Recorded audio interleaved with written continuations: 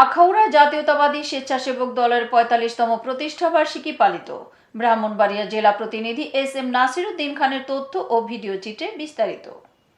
বাংলাদেশ জাতীয়তাবাদী স্বেচ্ছাসেবক দলের ৪৫তম প্রতিষ্ঠাবার্ষিকী উপলক্ষে ব্রাহ্মণবাড়িয়ার আখাউড়ায় নানা কর্মসূচির আয়োজন করা হয়েছে। দিনব্যাপী এসব কর্মসূচির মধ্যে ছিল পরিষ্কার পরিচ্ছন্নতা অভিযান, বর্ণাঢ্য র্যালি, আলোচনা সভা ও বৃক্ষরোপণ কর্মসূচি। বুধবার বিকেলে শহরের সড়ক বাজারস্থ মায়াবী কমপ্লেক্সের সামনে থেকে স্বেচ্ছাসেবক দলের নেতাকর্মীরা এক বিশাল র্যালি বের করেন। র্যালিটি পৌর শহরের সড়ক বাজার সহ প্রধান প্রধান সড়ক প্রদক্ষিণ করে। র্যালিতে নেতাকর্মীদের ব্যানার, ফেস্টুন, স্লোগান ও অংশগ্রহণে পুরো শহর উৎসবমুখর হয়ে ওঠে।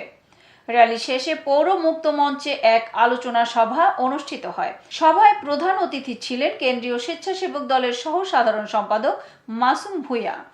প্রধান বক্তা ছিলেন ব্রাহ্মণবাড়িয়া জেলা স্বেচ্ছাসেবক দলের আহ্বায়ক দেলোয়ার হোসেন দিলীপ। বিশেষ অতিথি হিসেবে বক্তব্য রাখেন পৌর বিএনপির সাধারণ সম্পাদক আক্তার হোসেন খান।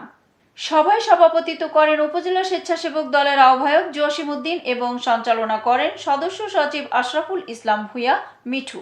এ সময় আরও বক্তব্য রাখেন উপজেলা যুব দলের সদস্য সচিব মহসিন ভূঁইয়া, পৌর যুব দলের সদস্য সচিব হুমায়ুন কবির নয়ন, পৌর স্বেচ্ছাসেবক দলের সদস্য সচিব জিকু খান, উপজেলা স্বেচ্ছাসেবক দলের যুগ্ম আহ্বায়ক হান্নান মিয়া সহ স্থানীয় বিএনপি ও অঙ্গ সহযোগী সংগঠনের নেতৃবৃন্দ। এদিকে প্রতিষ্ঠাবার্ষিকী উপলক্ষে স্বেচ্ছাসেবক দলের নেতাকর্মীরা আখাউড়া রেলওয়ে স্টেশন এলাকায় পরিষ্কার পরিচ্ছন্নতা অভিযান চালান। পরে থানা চত্বরে কয়েকটি গাছ রোপণ করে বৃক্ষরোপণ কর্মসূচি পালন করা হয়। এতক্ষণ সঙ্গে থাকার জন্য ধন্যবাদ।